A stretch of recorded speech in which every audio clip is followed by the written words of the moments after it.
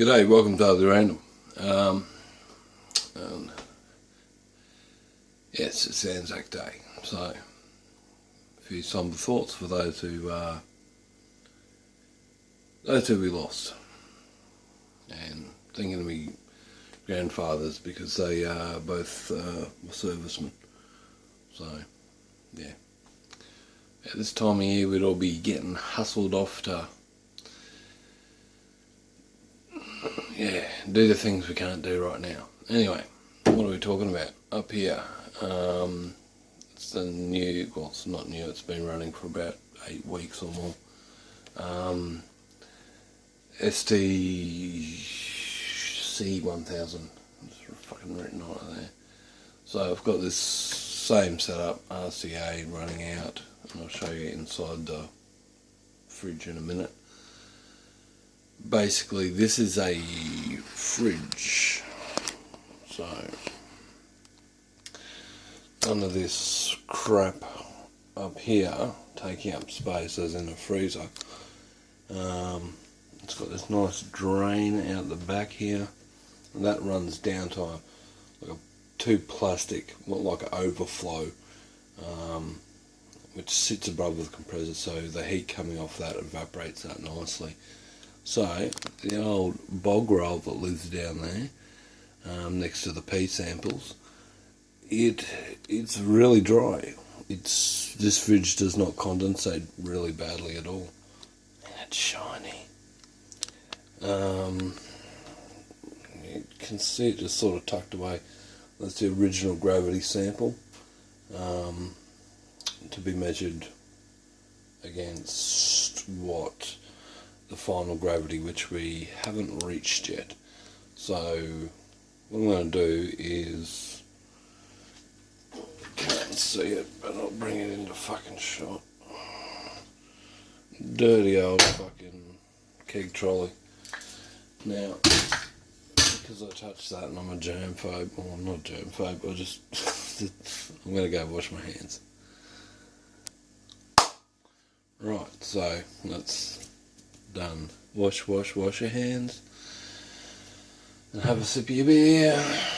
Cheers, Coopers.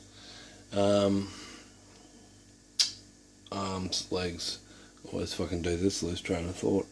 So that's been brewing for about 6 weeks, and I never let them fucking go that long, so it'll be interesting to see how it turns out. Down there's all my hops and stuff like that. That front container there, that is the blow-off valve, so that's essentially the airlock. That tube goes right to the bottom, and anything coming up the gas port, which is that one, runs through there. So what I'll do is I'll take that tube, and I'm going to move this keg in a minute, so there'll be kind of 2 parts to this video. It'll make sense in a minute.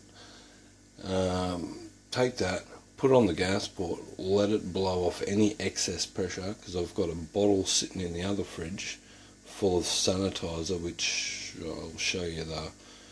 There's the 2 little computers down there, the one I kind of put together, and this will all make sense with the beer flow meter and other things, because I've got a few questions, so I thought I'll answer them with a video. It's the easiest way.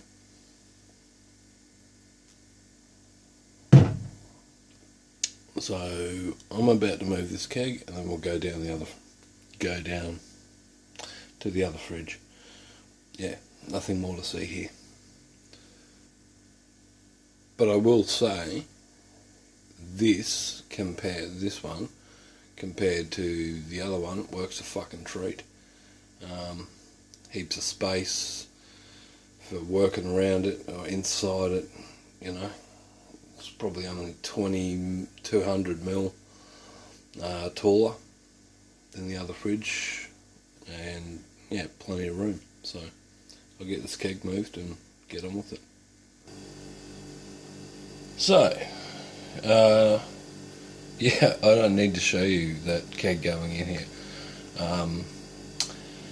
What it needs is findings, so that's the next thing which is going to happen after this bottle. So just bear in mind, there's a bottle in the fridge. It's got 700 ml of water with a bit of sanitizer in it. That's why it's got that off-white looking colour, and it's got about 20 or 30 psi on top of it.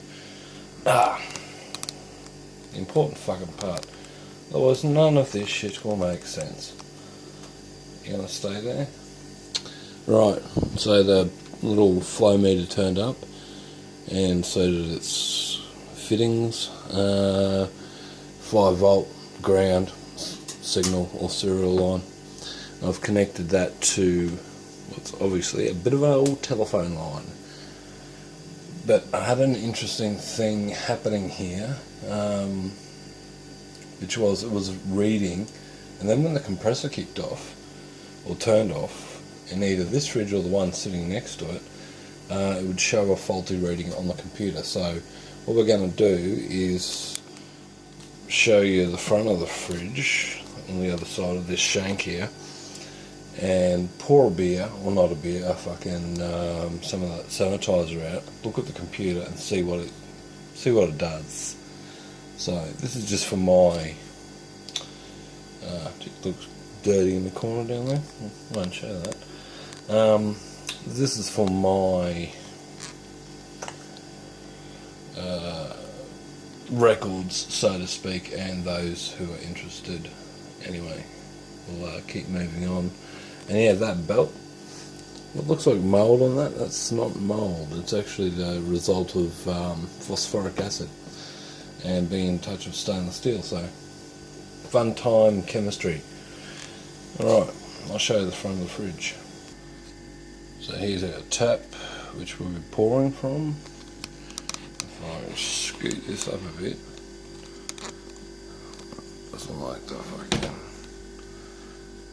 There we go. Got a fucking crooked fucking angle. Okay. Shiny thing. Flash on LCD screens isn't very good, but I can... Is that legible? Rightio. So I'm going to pour 3 285 mils. Pour 3 2... hang on. Fucking idiot. Yeah. This black beer one needs to be connected to that bottle. So, I'll do that. So again, for those playing at home, yeah, you connect the beer line to the fucking tap. It's been a while between drinks, quite literally. Rightio, again we have a 285 ounce glass. So, see what it says. Bear in mind, as I said, once the compressor kicks on or off, that throws a false reading. Now, can you see? Whoa. That's what I just poured. And I said 241 litres. So, that's not fucking right. That's not 2.41 litres. That's just a 0.241. So, yeah, I know. Electricians everywhere are fucking screaming at you, fuckwit. See if there's enough gas to actually pull. No. It won't. Pie. You got some pie. And that's all that came out. So I'll put that over on a drip tray. And that bottle, the bottle still has, you know, about 450, 500 ml in it. So that's interesting. So yeah, this doesn't make a lot of sense at the moment to me, because it was showing the right result. It just showed a fucking different result using the sanitizer than it would to beer. You can read that. That's definitely not 3.1 litres. So that's how that's going. Obviously there's a fucking problem with the code. Or it's the fact that it's meant for water and I'm pumping gas through it, so I'll have to do a few experiments with the beer and work out where that's going wrong and try and compensate for that, because with 20 psi or whatever the hell is, 5 psi, somewhere between 5 and 10 for serving pressure, it's getting out of whack. So I don't know what other sensors I could add to it to mitigate that, other than try and measure it somehow and factor that into the little bit of code that's running on this computer. Anyway, there was something else I was going to go over, but I've rambled on for fucking 11 minutes now, so I'll leave it at that. Suffice to say, that other keg goes in here now. Get some findings added. 4 or 5 days later, I'll take half a kilo of dextrose, put that in a bottle with some boiling water, and just that same line filler, I will fill the keg. Well, I'll bring a brand new clean keg in. I'll fill it with the dextrose water sugar, and then I will transfer the beer from this keg next to me down there into that. So a little while after that, I usually give it about 2 weeks. The beer's good to drink. So anyway, have that answered a couple of questions. Have a good Anzac Day, and I'll catch us later.